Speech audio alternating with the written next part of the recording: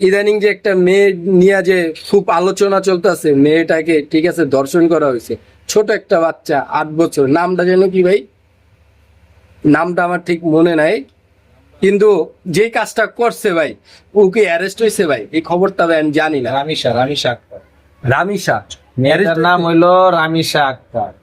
এই ঘটনাটা ঘটছে হ্যাঁ একটা বাচ্চার সাথে, 8 বছরের একটা মেয়ে। আমার মেয়ে না, আমার 2টা ছেলে দিস, কিন্তু মেয়ের ব্যথাটা আমি বুঝি। আমারও যদি মেয়ে হইতো, এই জিনিসটা কোনোভাবে মাইন না মানে সম্ভব না। আসলে ভাই এই জিনিসটা খুব খারাপ লাগছে। এই কাজটা করছে, এর দৃষ্টান্তমূলক শাস্তি হোক। আমরা বিচার বিভাগের উপরে আস্থা আছে যে মেয়েটার সাথে একটা সুবিচার হোক। যে আমি যেটা দেখলাম, এক সাংবাদিক জিজ্ঞেস করতেছিল যে আপনার মেয়ের সাথে কি হয়েছে বলেন, সেই মেয়েটার বাপ বলতেছে যে না, আমি এই বিচার চাই না, আপনারা বিচার করতে পারবেন না। আদৌ কি পারছেন একটা বিচার বাংলাদেশে দেখাইতে? আসলে তো কথাটা ঠিক না, আসলে ভাই এই কথাটা ঠিক কইছে। এর আগেও ভাই অনেক দর্শন হয়েছে, অনেক বাচ্চা তো শিশু দর্শন হয়েছে, ঠিক আছে, বড় মানুষও দর্শন হয়েছে, কোনো বিচার সুষ্ঠুভাবে হয় নাই। তো এখন যে মেয়েটার যে বাবাটা যে কথাটা বললো, এই কথাটা শুনা ভাই আমারও খুব এটা কষ্ট লাগছে, খারাপ লাগছে। আসলে যে যে এখন তাহলে দেশটা কোন পর্যায়ে আছে, এরকম একটা শিশু যদি নির্যাতন হয় ভাই, তাহলে তো আর এই দেশটা কোন পর্যায়ে রইলো। আমি তাহলে মানুষের বিবেক এখন নাই।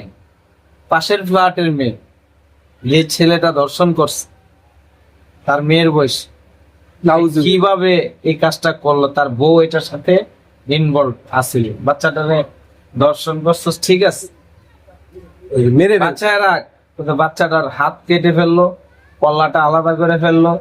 এখন এই যে মেয়েটা অকালে চলে গেল, যে বাপটা হাহাকার করলো যে আমার এই মেয়েটা, আমি বাসায় আসলে আমার জন্য কি শরবত বানায় রাখতো, যে আব্বু তুমি খাও।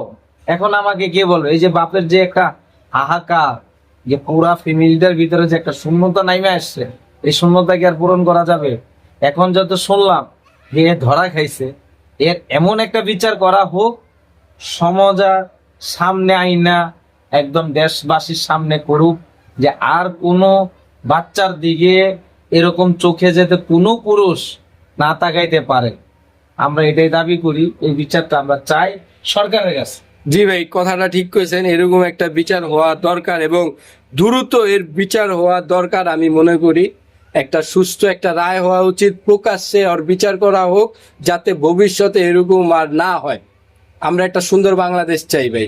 পুরা বাংলাদেশ সরকারের প্রতি আস্থা থাকে যে না, আমাদের দেশে শিশু ধর্ষণ, নারী ধর্ষণ এগুলার বিচার হয়। আমিও চাই। আসলে রামিসা মেয়েটা খুবই, কি বলবো, খুবই কিউট একটা মেয়ে ছিল, বাচ্চা একটা শিশু ছিল। আসলে এটা খুব কষ্টদায়ক একটা ঘটনা।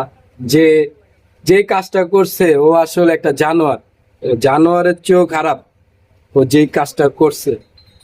আসলে ওর আসলে দ্রুত আমরা ফাঁসি চাই, এক কথায় ওর ফাঁসি চাই, আর ফাঁসি কার্যকর করা হোক।